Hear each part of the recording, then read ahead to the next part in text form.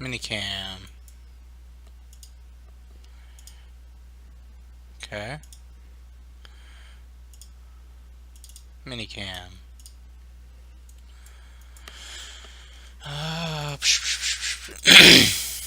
Okay, it's not the mini map. It's definitely.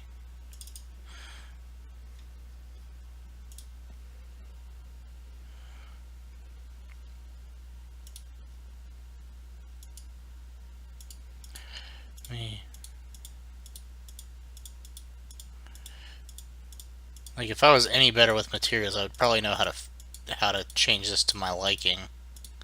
This is something. Let me try this. I'm gonna come in here. I'm gonna go. Okay, first I'm gonna close all of this stuff so that I can actually work with the things I'm looking at.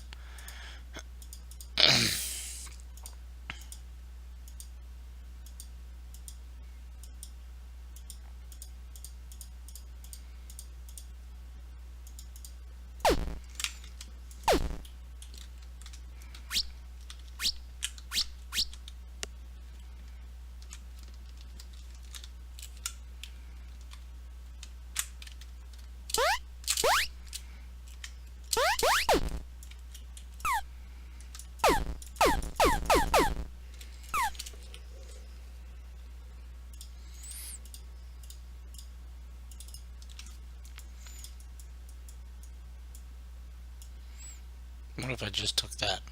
What would happen? Oh god. Okay. If I just took that. Nope. Okay, it doesn't like either of those.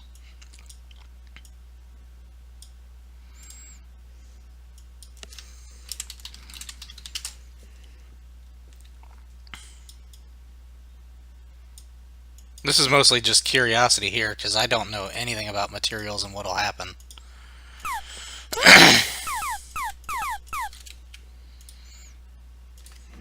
Okay. Excuse me.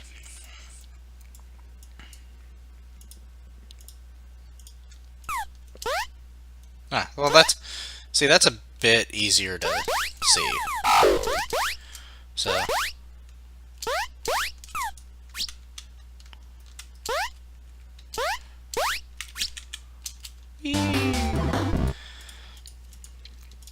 okay.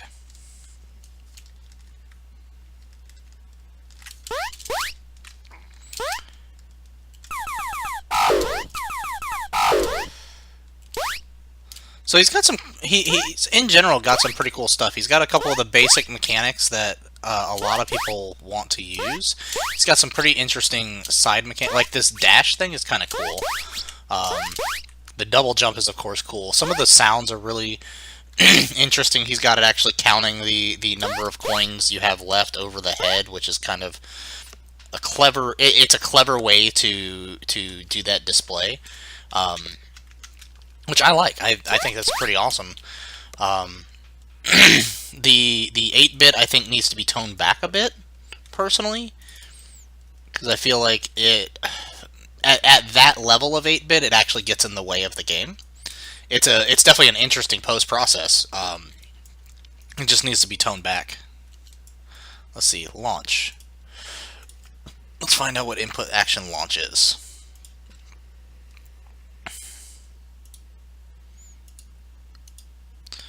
See, launch is W. Okay, so I just hold W.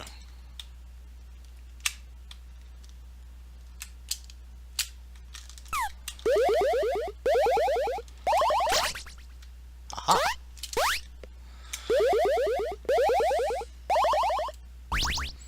So that's cool. The particle system growing underneath and everything.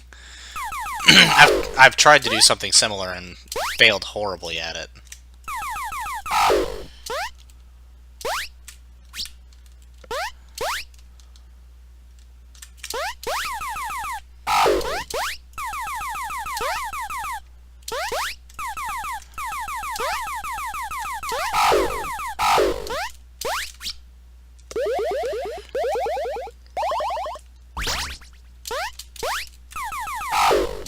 And And then way down here. Then you can see on the mini-map there, something's shown up. Oh.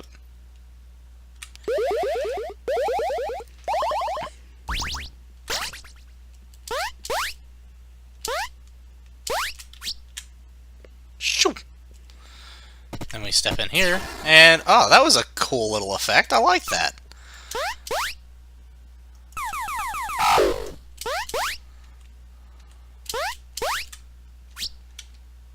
So yeah, there's a couple really cool things in here.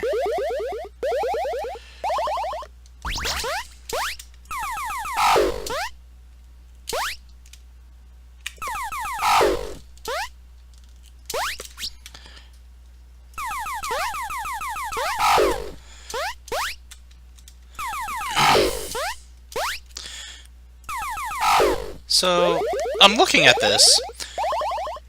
I can definitely see what all he was trying to do, what all he's going for, and I definitely like the direction that he's gone.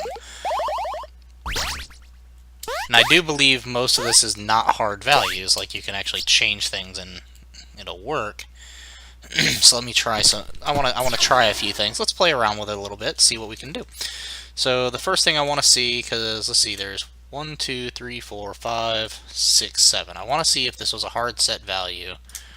8, 9, 10. 1, 2, 3, 4, 5, 6, 7. So yeah, that's...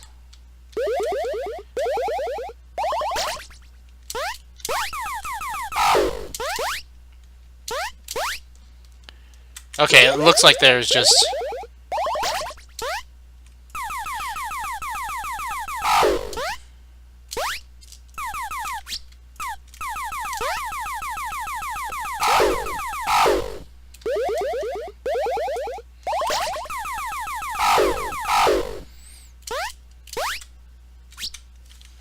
Okay, so let me go in here, find out if there is somewhere that they're setting cast, teleport, this level. Okay, that's the overlap for the trigger volume. Where are they setting the number of coins that it takes? That's what I want to know.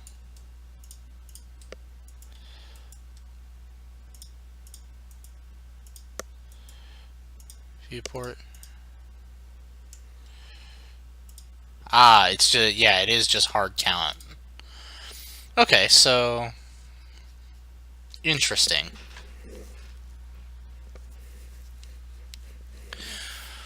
Because I would want to do this a little different, but I don't know how.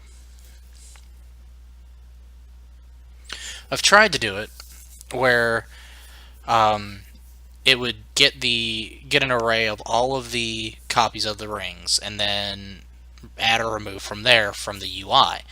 But that's really difficult to do. That's something I would have to play with more, and that's something I'm not going to have time to do tonight. So that's something personally I would change. I would set these coins above here to a UI, and make it count the number of coins inside of the level. But I mean, like this, if your plan is to go with just 7 for each level, this is a perfectly fine approach. This would not harm anything. You could even change it if you wanted to do like 3 per level and be like, boom, there you go. Or add more. So that,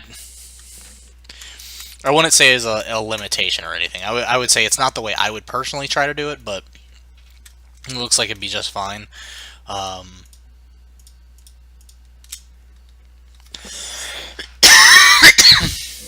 What are these lights? Oh, that's for the, I guess, shooting? Interesting. Curious. Okay. So, one of the things you could do would be setting up, and this is something we've done in other things, like just a spline component here. Boom. Then event begin play. Get all.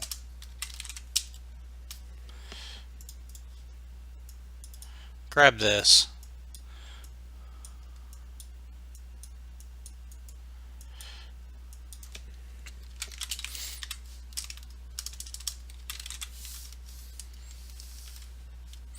Let's see. Get number of spline points. That's what I was looking for. For loop -1. So you want to do a -1 because it always starts at 0. So you want to do whatever the number is -1 so that it actually lands on the index that you want. And then spawn actor from class, and we're going to go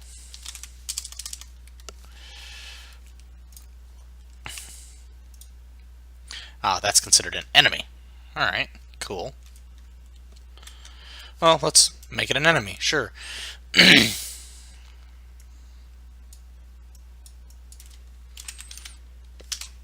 Make transform. Let's see. Get location at spline point.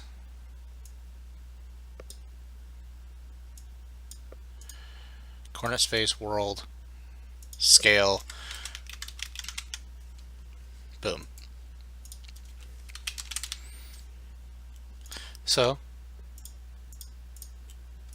then you can take this this spline point here.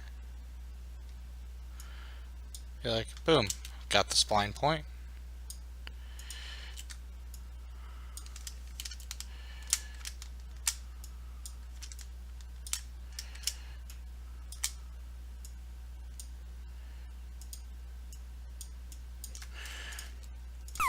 So now, if I did that correctly, I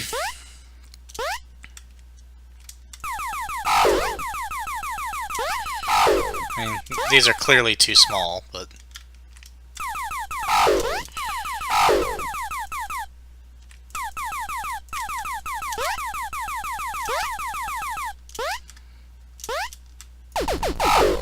there we go. So yeah, you could have little micro enemies. Or do what I like to do, which is use it as coins. This is actually an incredibly useful thing just in general. I'm actually wondering if I were to no, that won't. Well, that might work. So something I want to try sometime soon. Again, probably not going to be able to get to it tonight.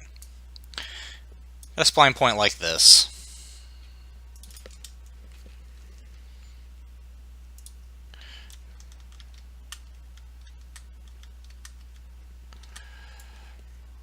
Let's say, actually, let's get rid of this whole thing.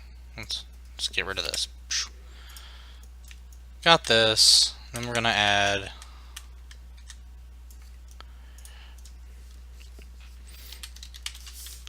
a physics constraint way up here.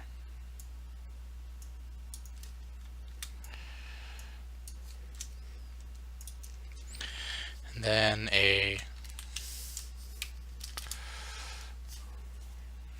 what is it called?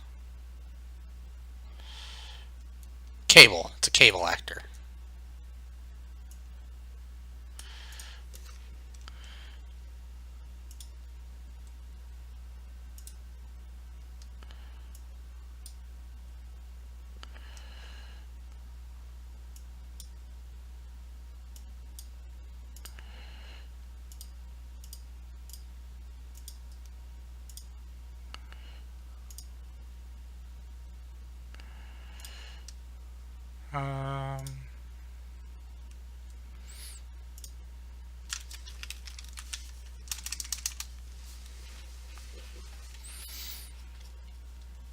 Okay, so I apparently can't attach that to that, but I can do it to a box. Wrong box. Cube. That's what I was looking for. Cube.